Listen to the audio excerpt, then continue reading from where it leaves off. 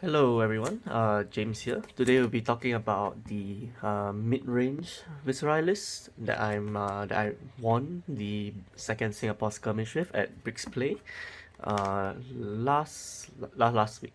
Yeah, so we're going to be talking about why I chose to play mid-range Viserai and the deck build itself. So we're just gonna go over the deck build first. Heroes obviously Viserai. You all play both weapons because usually Reaping Blade is much better. Like your net mostly never choose Nebula Blade because attacking for 1 and 2 resource is a lot of difference. Yeah, because this deck is very tight on the pitch. You play Iron Rod Licks in case there's a matchup you need to block more, like Guardian. Or like Brute, where the defense point matters more. Otherwise, you will run Mage Master Boots instead. Against most other classes, allows you to give your Read the Runes go again for a very big turn. And then here's your standard set of equipment you play against all the combat classes. Nothing much to say. These two pretty much just block for 3. Then this is actually the best card in your deck. This makes so much hands playable. This makes so many like 3 or 2 card hands playable that if you don't already have a Bloodshade Skeleton, you should get one if you're playing Runeblade. Then here's the Kano Respect package, where you bring against Kano. So okay, let's move on to the actual list itself. Running for blues, we are running 2 blue Amplify, 2 Become the Arc Knight, 2 blue Oath, 2 blue Slogism, 2 Maureen Skies, 2 blue Triptychs, and 2 blue Spellblade Assaults. So what you notice about the blues here is that the blues aren't picked randomly. They aren't picked just because they are blues. They actually all do something that the deck wants to do. So you have 14 blues here, about 1/3 of your deck, because you do want to see a blue in every hand. Usually every hand is playable as long as you have a blue pitch in your hand. So this is about the correct number. So if you notice, Amplified Arc Knights is a passable attack, can be pummeled. Become the Arc Knight is insane when you can combo it with other things like Mordred Tide, and then you search for Read the Runes. Oath of the Arc Knight makes a rune chant, activates Viserai, buffs the next attack by 1. Sometimes the 1 is relevant. Triptych is a great attack all around, great attack to Slogism. Slogism is Slogism, +4, it's a lot of damage. Maureen Skies gives go again. It always gives go again, no matter what color you play. The only difference is the amount of rune chants you make when it hits, and the opponent is already incentivized to block even if you play the blue one. Then Spellblade Assault just creates 2 rune chant tokens. So yep. So the blues all do something that the deck wants. They're not just picked because they are random blues. For yellows, you play 1. I play 1 yellow Read the Runes, 1 yellow Maureen Skies, 1 yellow Spellblade Assault, 1 yellow Pummel, 2 yellow Reduce the Rune Chant, and 2 yellow Slogism. Okay, so the rationale behind here is that sometimes you want an additional copy of certain effects, so like Maureen Skies and Spellblade Assault, and then this was actually Tome of Fyendal in my Skirmish winning list, but since then I've talked to several other Runeblade players and we've come to the conclusion that Tome didn't really do anything because you're running Reaping Blade most of the time, and saving your Mage Master Boots to when you find Tome. Like if you use your Mage Master Boots aggressively to play Read the Runes and then you draw the Tome, it's basically a useless card. You use it block 2 or pitch for 2 most of the time. So we changed it to a card that actually does something, which is Pummel.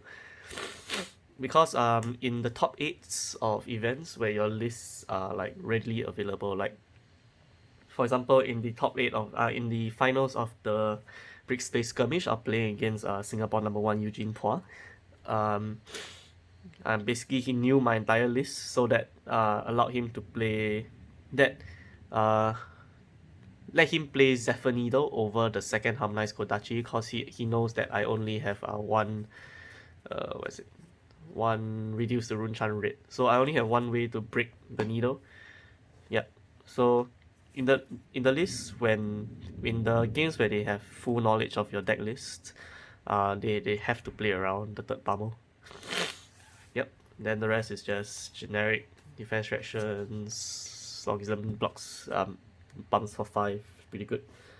For Ritz, we are playing Unlight Ascendancy, probably the best attack in your deck to combo with Slogism. Moderate Tide, 2, probably like one of the most insane cards in this class. 2 red Spellblade Assault, decent attack, hits for 4, makes 2 Rune Chant tokens for next turn. What's not to like? 2 Rune Flash, actually quite a very important card. This thing has go again, so makes opponents wary of over blocking this, so it makes it a very easy pummel. So for example, you Rune Flash them, then like they probably don't want to block the full 4, so they block 3 or something. Then you use a red pummel. Then nothing, no defense reaction saves them here, apart from like unmovable or something, because they block for 3, they defense react for 4, it's still taking the 1, it's still getting pummeled, still have to throw the card.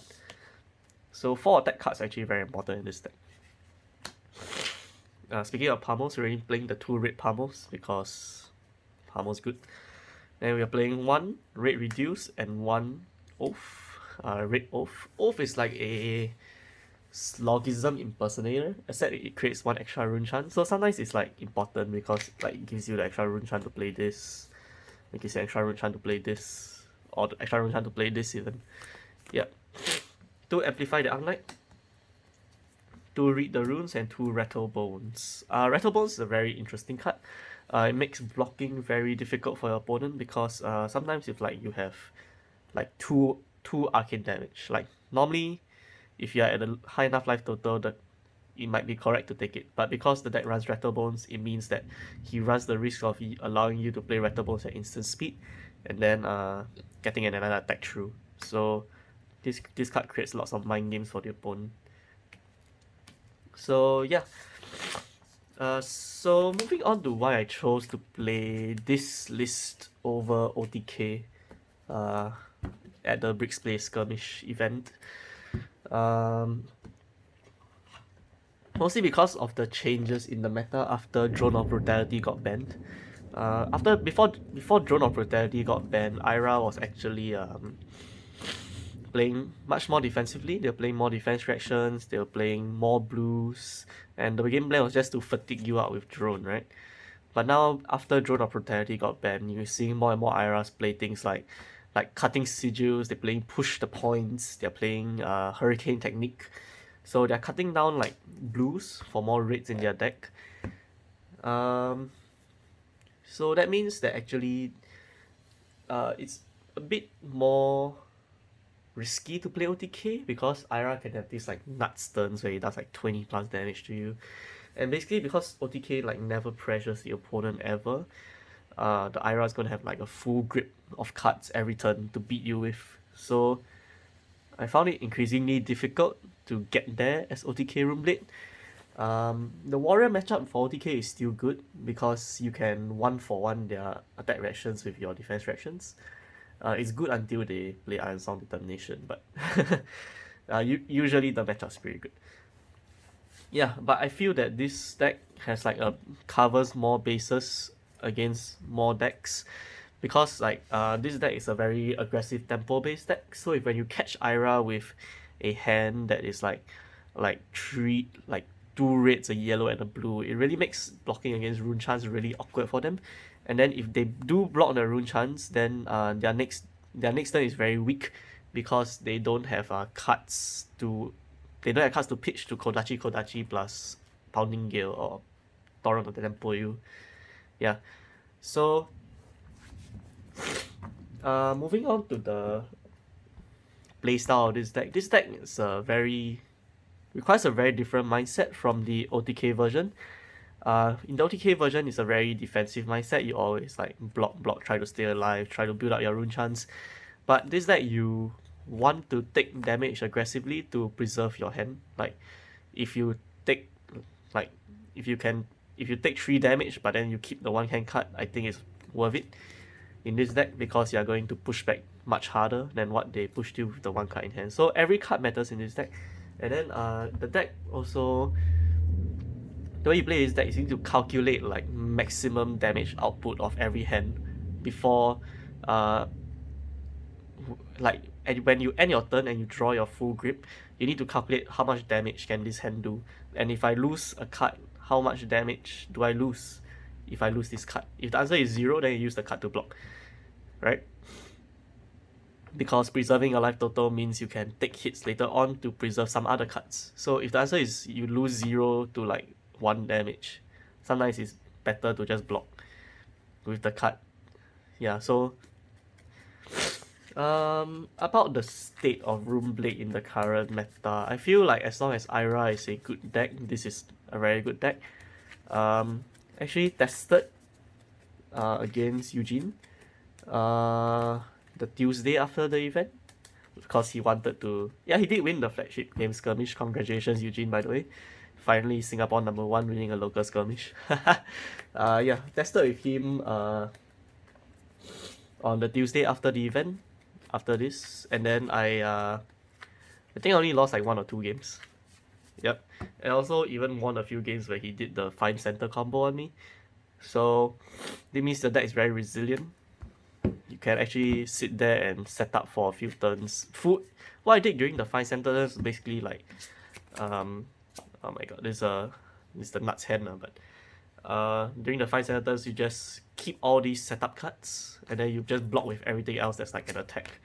Then you just keep blocking, keep setting up, and then you became like a miniature OTK Runeblade. You became like a mini OTK. I became like a mini OTK Runeblade. I built up like 17 chants in 3 turns. Yeah, that's pretty insane. And then I follow it up with Ascendancy and stuff when the Zen state ran out. So yeah, that's basically how you play that. You just want to keep applying constant pressure, because if your opponent is throwing the entire hand to block you, means they're not attacking you, right? So that means you get to keep your full grip for the next turn as well. Yeah, so let's talk about matchups. Ira's the best matchup. This deck is tailored to specifically beat Ira. Dorinthia and Bravo are okay matchups. Bravo has a lot of blues in his deck, so it's harder to catch him with like it's harder to catch him with a hand where he can't block Rune Chance. But if he's blocking Rune Chance, means he's not dominating a big attack, and then Hammer Swings are much easier to deal with than Crippling Crushers and Spinal Crushers and whatever. So yeah, Dorinthia is okay because Dorinthia, the way the deck constructed in Dorinthia is she runs a lot of raids. A lot of her best cards like Steelblade Supremacy, Warrior's Valor, Iron Song Response, they all play in raid. The deck has like 20 raids or something ridiculous like that. Well, not ridiculous. This deck also is like 18 raids. Yeah, so they play so many raids that blocking against Rune Chance can be very awkward. I played one Dorinthia in Swiss, and then he had to eat basically my entire stack of Rune Chance because he couldn't block it properly. Like, he had to eat my entire stack of Rune Chance and then take his armor and throw it in front of my attack, and then still use 1 card from hand to block. So that's pretty yikes right there.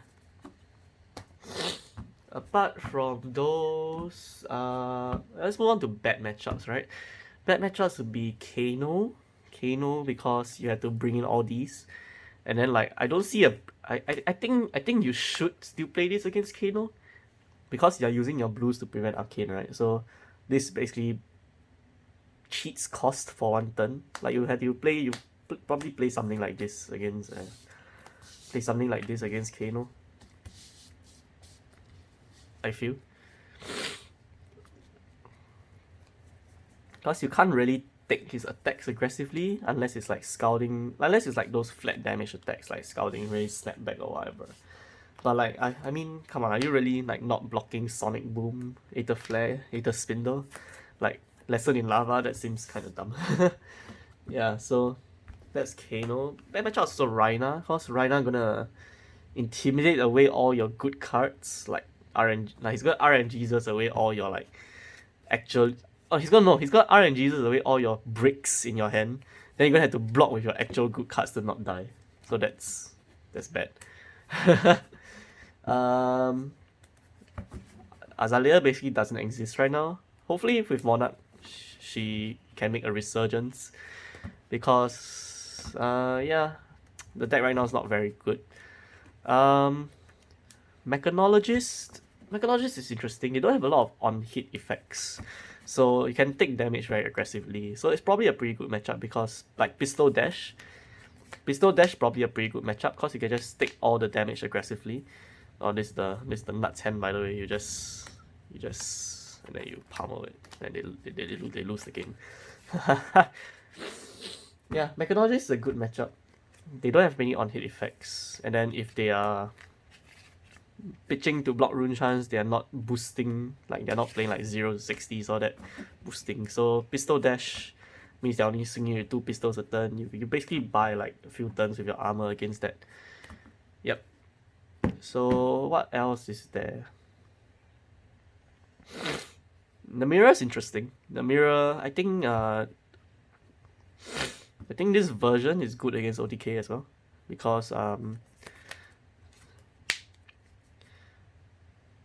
this version might be good against OTK, because OTK plays a lot of reds, so you can probably get there with Runchan damage.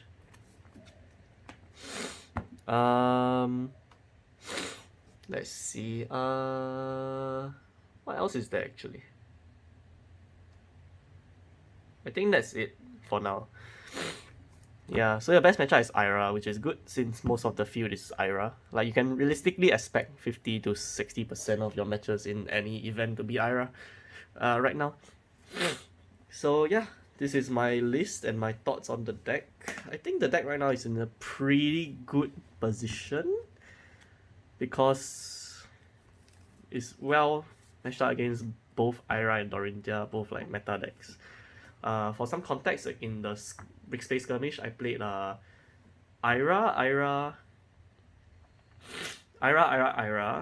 Dash, Dorinthia, Ira, Bravo, Ira. So 9 rounds. I went 9-0 in that skirmish.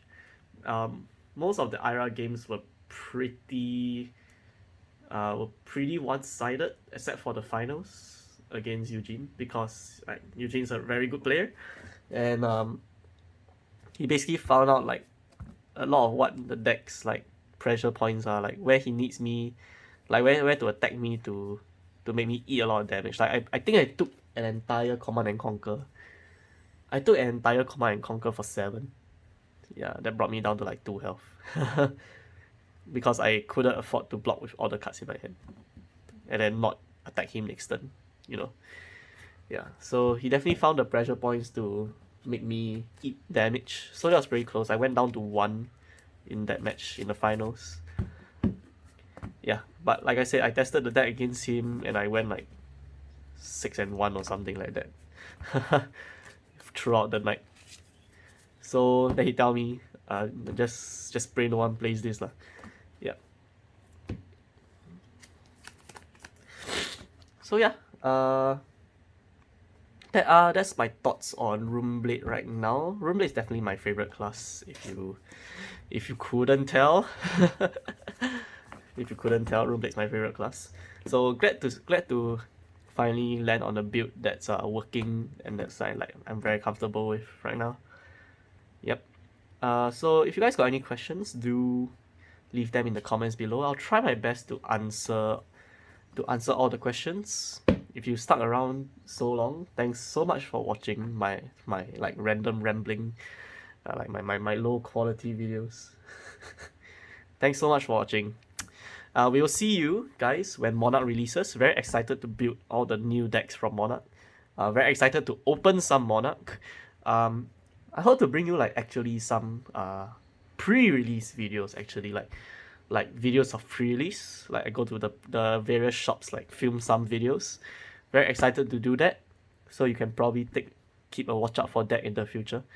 Links to the deck list that I won with the skirmish will be in the description below. Links to my interview with Bloodletter. Shout out to Bloodletter, Singaporean flesh and blood like coverage thing. Shout out to Bloodletter. Links to the interview I did with them will be in the description also. So yeah, thanks so much for watching, guys. Yeah, we'll catch you next time when Monarch releases.